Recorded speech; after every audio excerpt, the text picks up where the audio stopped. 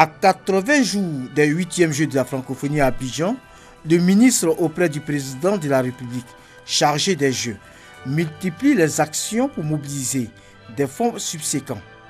Un déjeuner a été organisé à cet effet dans un restaurant à Biétry pour sensibiliser les partenaires. Nous avons surtout besoin aussi d'un accompagnement financier ou matériel.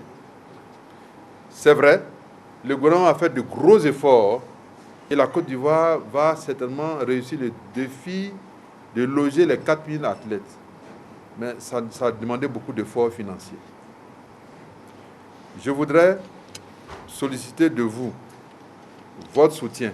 L'appel du premier responsable des Jeux a été bien reçu par les partenaires. Puisque chacun des quelques bureaux de poste devra avoir un point de présence Wi-Fi gratuit pour les populations.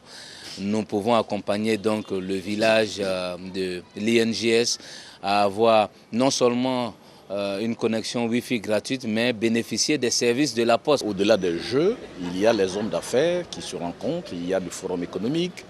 Et c'est en cela qu'aujourd'hui, Monsieur le ministre Mambé nous a donné l'occasion de réunir autour de lui tout un plateau de personnalités du secteur privé pour voir à quelle manière le secteur privé peut apporter sa contribution significative à la réussite donc de cette partie économique du forum. Voir un tel événement qui arrive en Côte d'Ivoire, c'est un honneur pour la Côte d'Ivoire. Donc je pense que tous les partenaires qui étaient ici présents se doivent de répondre favorablement à cet appel du ministre et apporter leur contribution dans la réussite de cet événement. Et c'est ce que nous, l'ONACI, nous allons nous évertuer à faire. C'est la nation qui nous appelle. En ce qui concerne la CIE, nous prenons notre part. C'est le lieu de rappeler que le vice-président Daniel Kablan-Duncan, alors Premier ministre, avait ouvert la voie le 19 novembre 2016 lors du gala consacré aux partenaires.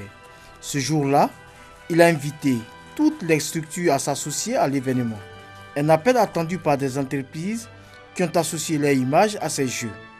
Ce déjeuner organisé par le ministre n'est donc que la continuité de l'action entamée par le vice-président afin d'inviter les partenaires encore hésitants à se joindre à cet événement du monde francophone.